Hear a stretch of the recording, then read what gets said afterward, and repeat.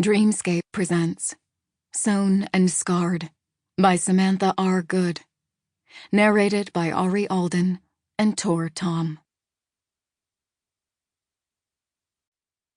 Chapter 1. Evaline. I held my hands up to guide gusts of wind into the sails of our boat, but eventually had to lower them and will my magic to do as I bid. I breathed a sigh of relief when the blowing air remained strong. Sure, it was still tiring, but it was far less taxing than holding my arms up the entire time. It had been a few hours since we left the docks of Romania when Dean handed me a canteen of water and urged me to drink. I started to decline, but he pushed it closer. "Wyden Maddox would have my head if I didn't keep you hydrated and nourished." I laughed and grabbed the canteen to take a few gulps to appease his prying stare. I closed it and offered it to Loudon and Sage, but they shook their heads.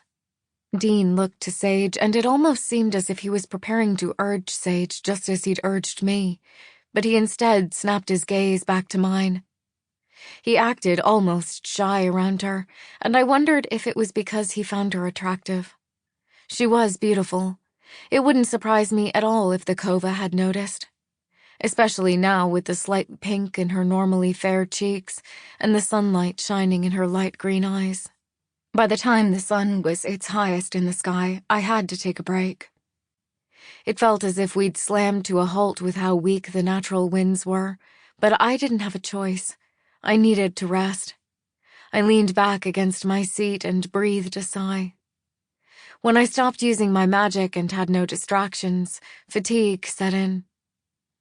"You can sleep," Dean said, nodding to his shoulder. "It's more comfortable than the wooden post." I shook my head and smiled at him. "No, I'm okay," I said. "I just need to wait a while. Maybe I should eat something." He opened his pack and pulled out dried fruits, hard meats, and cheese. We all munched on that, and after, silence fell over us as we sailed without my help for the next couple of hours. It was incredibly awkward. I never wanted Loudon to come on this trip in the first place, but I didn't have much of a choice after he invited himself. I supposed it was better to have more sorcerers than less, for protection. I couldn't help but feel his presence was the source of the tension that curled between the four of us. Perhaps I was being paranoid. My nerves were lit every moment that we were vulnerable on the water.